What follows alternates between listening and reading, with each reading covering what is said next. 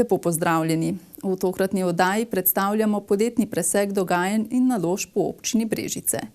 Krajani Podbočja po zaprtju mostu čez Krko na Brodu ubirajo obvozne poti preko Kostanjevice ali Crkelj ob Krki, kjer se je z začetkom šolskega leta promet še povečal. Preverili smo, kako je stanjem prav tako lesenih mostov čez Krko v občini Brežice, torej v Cerkljah in na Borštu. Tako kot most na Brodu pri Podbočju je tudi most čez Krko v Cerkljah v zelo slabem stanju. Krajan Velikih Malenc, sicer pa poslanec v državnem zboru in brežiški občinski svetnik Igor Zorčič, ga uporablja vsakodnevno. Jaz mislim, da je ta most v zaskrbljujočem stanju. Name so se tudi kot na poslance in kot občinske svetnike obrnili številni krajani krajinskega dela občine, ki opozarjajo na to, da je most, da so tudi nenazadnje nekateri utrpeli škodo na tem mostu zaradi vse te, zaradi slabega vzdrževanja, nenazadnje zaradi posedanja same konstrukcije. Na to so večkrat opozorili tako župana kot občinsko upravo na sejah občinskega sveta. Dejansko se do zdaj ni nič zgodilo in mi se bojimo, da bo prišlo do enake usode, kot je prišlo v mostu v Podbočju, kjer je inšpekcija most zaprla. Če se to zgodi, bomo dejansko vsi tisti, ki živimo na desni strani Krke, odrezani od preostalega dela občine. Vemo, da takrat pred skoraj 100 leti, 1922. leta je bil most narejen. So bili mostovi narejeni leseni za bistveno manjše obremenitve, kot so danes, kajti danes vemo samo traktorji, prikolice, kamioni so izjemne obremenitve in ta most tudi konstrukcijsko ni bil zgrajen za takšne obremenitve. Zato smo pred 10 letom sicer ta most delno obnovili. Tu je šlo več in manj bolj za samo plato mosta, neke manjše konstrukcijske stvari in pa seveda opore. Zdaj pa, ko smo delati temeljito preiskavo celega mosta, bo potrebno podobno kot tudi na tem poseči v konstrukcijo, nosilno konstrukcijo. Kar pomeni bistveno večjo investicijo. Most v Cerkljah je prav tako spomeniško zaščiten, torej mora ostati v leseni izvedbi. V tem trenutku se pa pogovarjamo vsaj s spomeničarjem, da bi nam uspelo, da bi imeli vsaj železne nosilne tramove, tiste, ki se ne vidijo, tako da bi potem lahko ta most bil bolj trajen. V letošnjem letu bodo objavili razpis, gradnja mostu pa v prihodnjih mesecih še ne bo možna. Vsaj po teh napovedih, ki nam jih v tem trenutku dajo, bo treba skoraj cel most razdreti oziroma skoraj na nek način porušiti in sestaviti na novo. Določene stvari bojo morale iz tega starega mosta ostati, veliko raznih elementov bo pa treba novih, tako da je zelo težko reči in ko bomo dobili res temeljit popis del in pa seveda tudi temeljito ponudbo, bomo lahko bolj natančno povedali, v kakšnem času bo to možno sploh narediti. Definitivno bo pa vsaj par mesecev ta most mogel biti zaprit in jaz verjamem, da bo to tudi kar precej težave. Če se bo zgodil najbolj črn scenarij, bo ta alternativa seveda most čez reko Krko, za nekatere v Kostanjevici, za nekatere v Brežicah, torej čez reko Savo. Kar je zelo problematično to, da se čez te mostove vozi tudi vsakodnevno veliko število otrok s šolskimi avtobusi. Jaz verjamem, da bo v tem delu občine nastal dobesedni prometni infarkt. Občino Brežice čaka tudi obnova mostu na Borštu, ki pa ni spomeniško zaščiten. Zato razmišljamo, da bi na Borštu skušali dobiti soglasje, da bi pa vsaj sama nosilna konstrukcija bila z betona in pa dvosmerna, kajti s tem bi bistveno verjetno tudi razbremenili promet in pa olajšali predvsem tudi vsem krajanom za prihodnost, da ne bo potrebno te lesene mostove tako pogosto urejati in pa preurejati. Z načrtovanjem obnove mostu na Borštu bodo začeli v naslednjem letu. V Brežicah od lanskega leta poteka sanacija železnega mostu čez reko Savo. Dela se bližajo h koncu, saj bo občina 1,1 milijona evrov vreden projekt predvidoma zaključila do oktobra. Sledila bo sanacija železnega mostu čez Krko, ki je v nekoliko boljšem stanju. Občina Brežice se je odločila za zahtevno sanacijo zaradi dotrajanosti. Spodnji del mostu čez Savo je namreč prizadela močna korozija in ogrozila njegovo trdnost in nosilnost.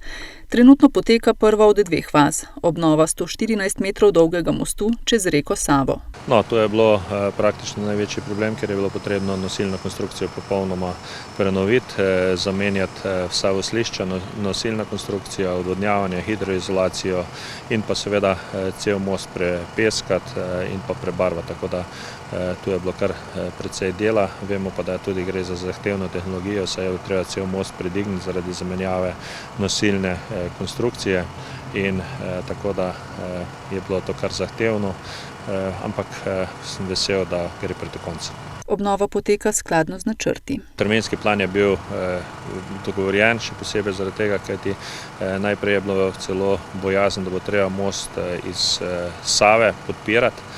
To bi bilo pa bistveno večji rizik, kajti tam bi bilo precej odvisno od neurij. Vemo pa, da letošnje je bilo kar veliko nihanj v Savi, tako da terminski plan je predviden v tem času, tako da nekje do oktobra bo to končano. Vrednost del sanacije znaša 1,1 milijona evrov. No, to gre praktično vse za občinska sredstva oziroma sredstva, ki nam jih država daje občinam za financiranje infrastrukture, tako da kljub temu, da je spomeniško zaščiten ta most, ni možno dobiti drugih sredstev kot občinskih sredstev. S tem pa obnova mostu še ne bo povsem končana, dodaja Molan, saj želi občina obnoviti tudi železni most čez reko Krko, ki je sicer v nekoliko boljšem stanju. Ja, mi v letošnjem letu želimo narediti razpis. Treba povedati, da ta stari brežiški most je sestavljen z dveh delov. En del je preko Save, drugi je preko Krke. Mi bomo zdaj v roku meseca dni objavili razpis še za Krko in jaz upam, da drugo leto bo tudi most čez Krko dokončan in verjetno nekje v jesen naj bi bilo tudi oba mostova končana. Obnovitvena dela bodo potekala na podoben način kot zdaj na Savskem mostu. S tem, da srednji del je betonski, tisto, ko gre po, rečemo lahko po celini, ostali čez most bo pa praktično čez Krko bojo pa skoraj enaka dela kot to. Vrednost obnove mostu čez Krko še ni ocenjena. Težko rečem, kajti nismo še tako daleč, da bi imeli točen popis. Tudi seveda vrednost je določena ponavadi na samem javnem razpisu, tako da ko bo javni razpis, dejstvo pa je, da verjetno kaj bistveno veliko ceneje ne bo. Verjamem, da bo približno tudi tam nekje stroški se ocenjuje med 800 in 1000 in pa milijon. Most naj bi bil predvsem namenjen kolesarjem in pešcem. Prometna ureditev zaenkrat še ni določena. Definitivno glavni cilj seveda tega mostu je kolesarji, pešci. Bomo pa potem se še odločili, ali bo odprt tudi za osebne avtomobile ali ne. To bo pa seveda še odločitev potem, ko bo končano. Železna mostova čez Savo in Krko, ki sta bila zgrajena leta 1906 v času Avstro-Ogrske, sta tudi pomemben simbol tako Brežic kot celotne občine. V Brežicah pričenjajo s prenovo stavbe nekdanjega doma upokojencev, kjer želi občina urediti prostore društev in organizacij ter bivalnih enot. Vrednost dvoletnega projekta znaša dobrih 700 000 evrov. Občina Brežice želi z naložbo, ki obsega dela na in v objektu, zagotoviti ustrezne prostorske pogoje za izvajanje že začrtanih dejavnosti. S čimer bo omogočena vzpostavitev stanovanjskih enot za različne ciljne skupine, torej prostorov za bivalne enote, prostorov za delo društev in drugih nevladnih organizacij.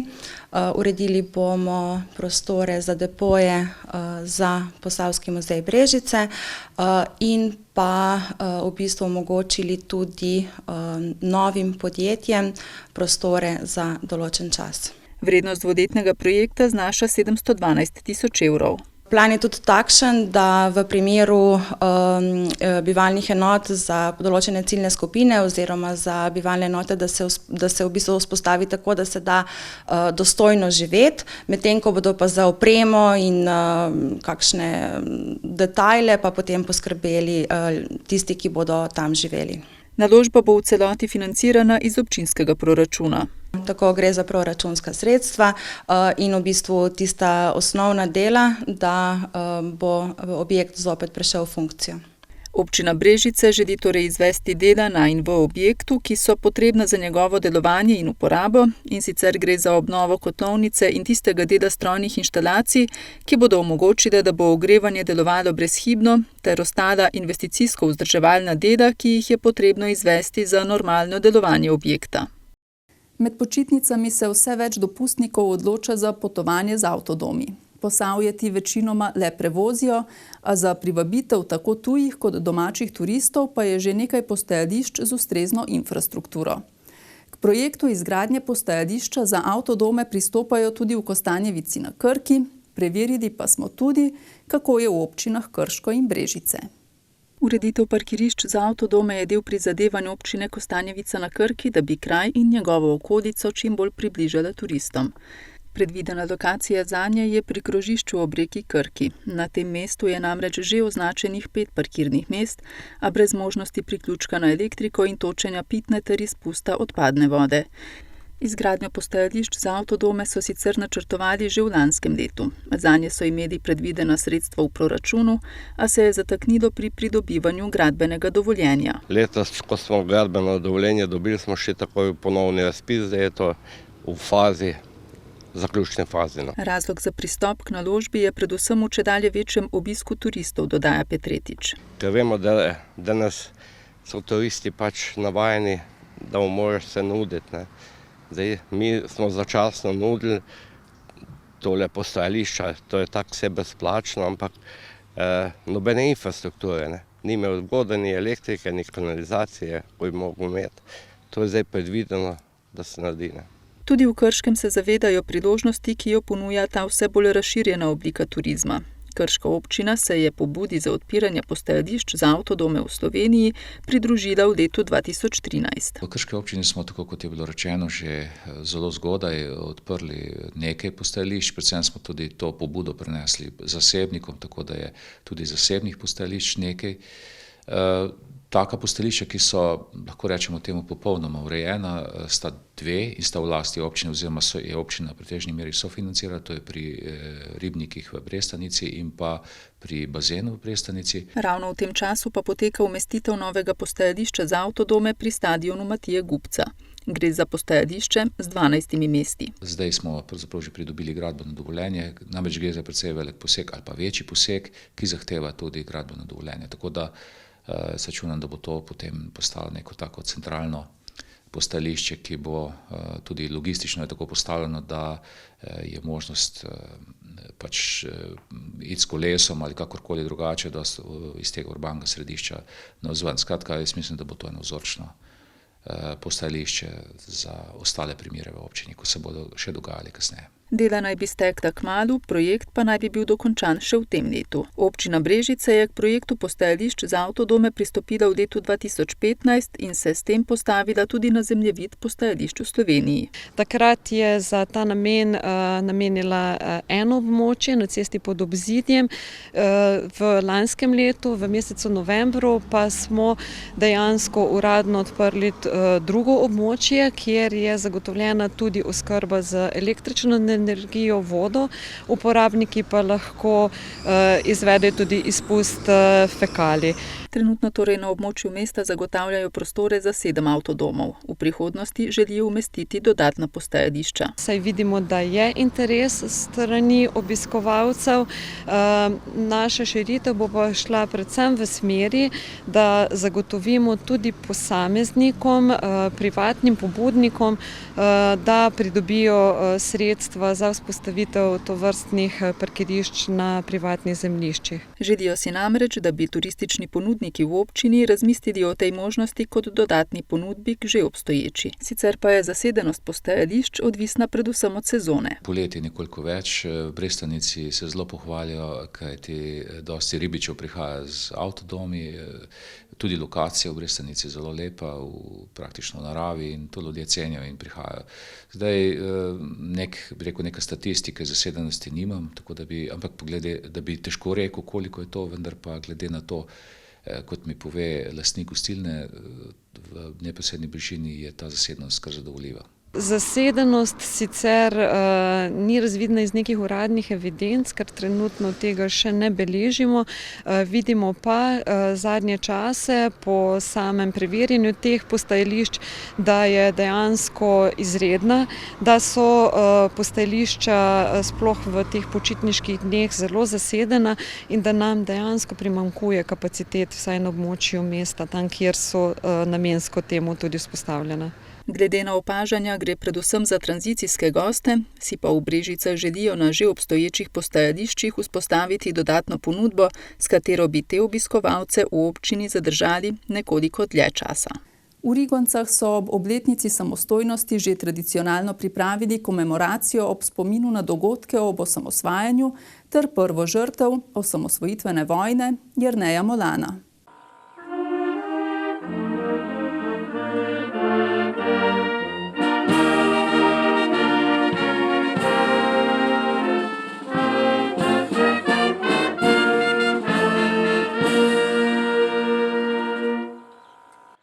Že tradicionalna so ob obletnici bojev za samostojno Slovenijo in ob obletnici smrti Jerneja Molana tudi letos 27. junija ob 20. uri pripravili komemoracijo ob spominskem obeležju v Rigoncah.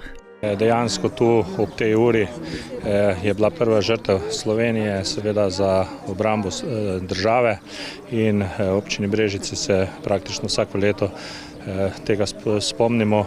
Nekako to je bila začela tradicija predvsem vaške skupnosti Rigonce, kasneje pa seveda smo tudi občine prevzeli to organizacijo tega dogodka in s tem seveda tudi se poklonimo tistim, ki so za to državo dali največ svoje življenje in seveda to je bil Jernej Molan.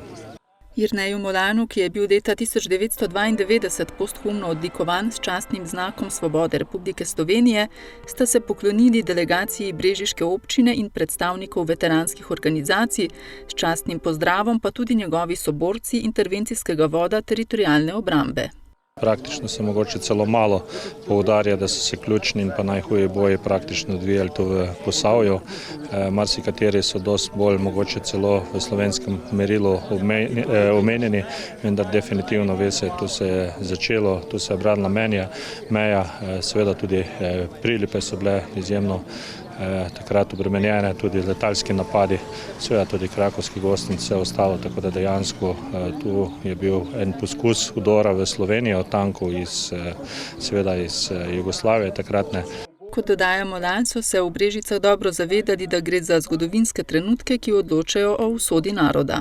Sigurno se zavedam, da je to bil ključen pomen za Slovenijo, da je Slovenija dosegla praktično s tem svoje zgodovinske sanje in pa seveda verjetnost tudi za to, da je lahko obstala in pa seveda, da se razvija.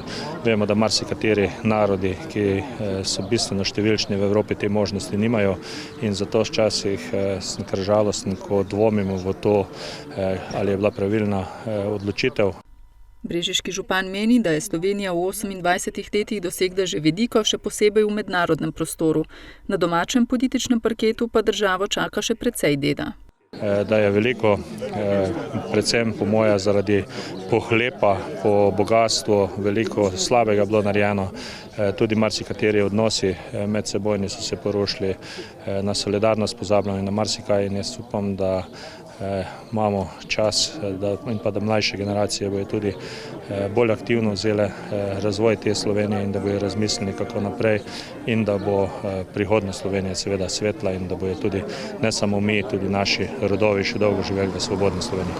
Ob obletnici so se spominu na dogodke ob osamosvojitveni vojni poklonili tudi predstavniki družine padlega Jerneja Molana in krajani, komemoracijo pa so pospremili s kulturnim programom.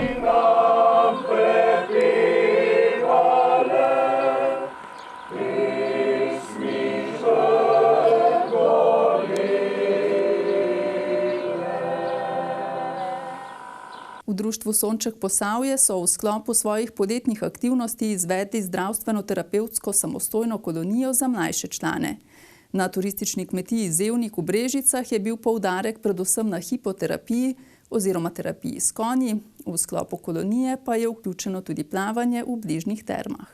Kot pravi predsednica društva in voditeljica kolonije Nataša Solomon, si prizadevajo, da bi v vsaki zdravstveno-terapevtski koloniji poleg rednih vsakodnevnih fizioterapij in delavnic krepili predvsem samostojnost udeležencev. Zdaj, če 4. leto izvajamo zdravstveno-terapevtsko kolonijo na kmetiji Zevnik. V sklopu te kolonije je zraven tudi plavanje v termah Čatež, kajti voda zelo dobro deluje na njihova teleščka in na sproščanje in tudi utruditi jih moramo nekako.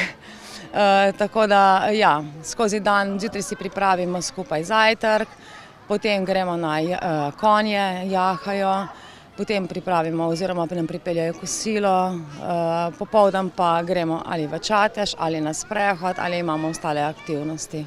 Vsak dan jahamo, danes smo šli na bazen, potem vsak dan poslušamo glasbo, potem se vsak dan družimo, se zabavamo, se igramo različne igre, ampak meni je tukaj glavno v tej koloniji, da se počutim samostojno in da sem med svojimi vrstniki. Poslušamo glasbo, spimo tukaj, jemo tukaj. Skratka vse. Upam, da bom drug let tudi prišel. V času kolonije so torej izvajali različne aktivnosti, poudarek pa je bil na hipoterapiji oziroma terapiji s konji. Prav ta namreč velja za zelo uspešno in eno boljših metod pri gibalnem razvoju otroka s cerebralno paralizo. Hipoterapija je sigurno ena izmed najboljših terapij, kajti otroci so v naravi, so v stiku z živaljo, konj je 1 stopinjo toplejši kot človek, ima tridimenzionalno hojo in tukaj se izpostavljajo te pravilni vzorci, to, ki jih imamo mi pri hoji, ki jih oni ne morejo doseči, ker so večina izmed njih na invalidskih vozičkih.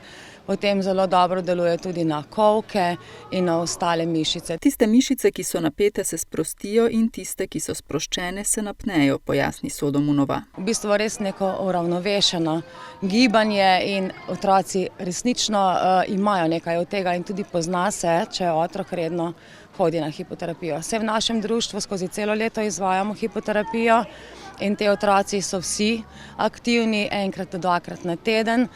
Zdaj pa je sklop 4-5 terapij, se pa še bolj v bistvu poznajo učinki, kajti lepša je drža otrok na vozičku recimo, ali pa tudi pri nekateri tudi hodijo, če jih držimo, tako da ja, jaz sem sigurna, da je ena izmed najboljših terapij in tukaj v tej koloniji dajemo poudarek na to in seveda na vodo. Otrokom s cerebralno paralizo lahko ta vrsta terapije koristi, ker voda podpira njihovo telesno težo, kar jim omogoča določeno stopnjo gibanja in več samostojnosti, kakršne nimajo nikjer drugje.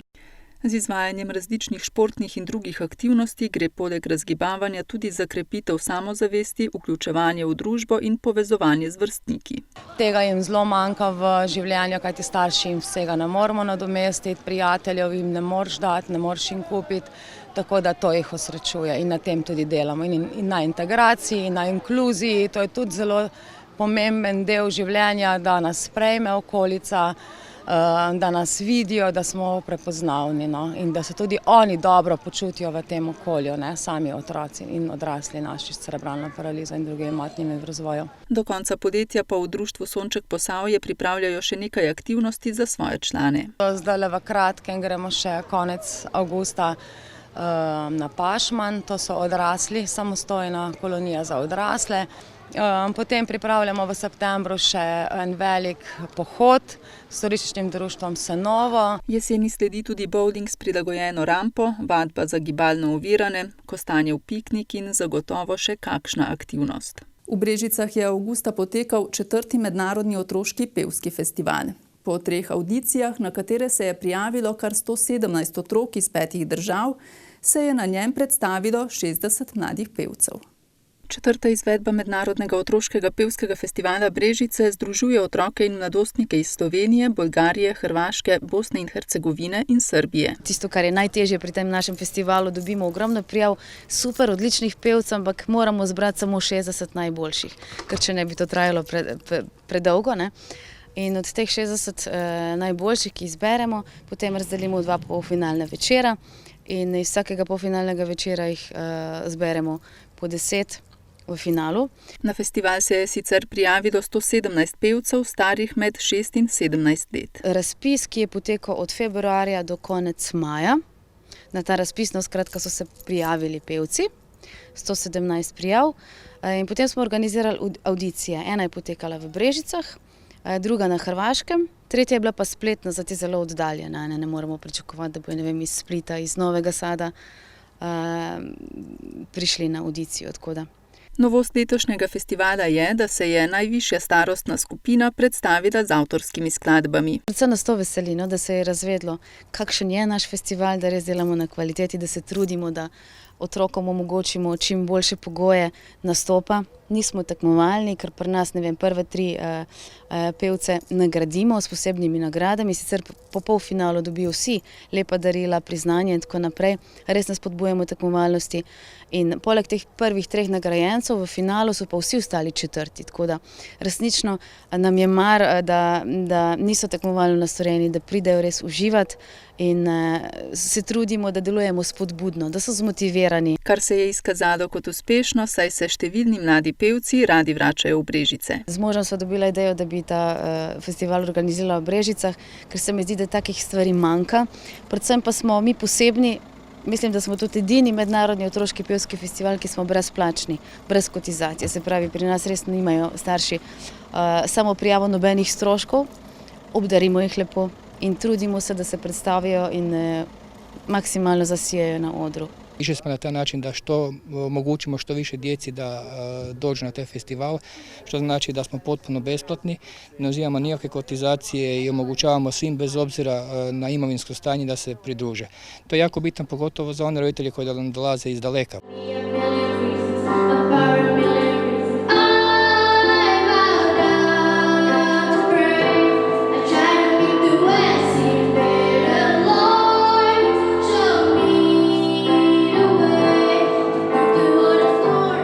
Tudi letošnji festival je nedvomno opozoril nase z odličnim naborom nastopajočih. Svake godine su, možemo reći da zaista dolaze djeca koje su već, mogu reći, zvijezde. Ima tu djece koje već nastupaju po televizijskim šovima i djece koje prvi puta dolaze i zaista su to jako talentirana djeca. Zaista, usudim se reći, svake godine imamo sve bolje i bolje natjecatelje, udeležence. S time nama u žiriju dosta teško odabrati. Organizatorji misli že usmerjajo v prihodnost in pripravo festivala naslednje leto. Ja, sploh ni dvoma, čeprav je dela veliko res in tudi odvisni smo predvsej od vremena, ne? Je pa kar velik projekt, ker festival prenaša od lanskega leta dalje 11 televizij, se pravi naredimo oddajo, ki se potem predvaja tako kot na vaši Ansat TV, tudi na še mnogih drugih komercialnih, od jeseni pa tja do zime. No? In nekako se mi zdi, da smo uspeli opozoriti nas, tako da se tudi Slovenci recimo radi prijavljajo. Spoštovani gledalci, drage gledalke, to je vse, kar smo vam pripravili v tokratnih mesečnih pregledih po posavskih občinah. Nasvidenje do prihodnjega meseca, ko se bomo spomnili septembrskega dogajanja v Posavju.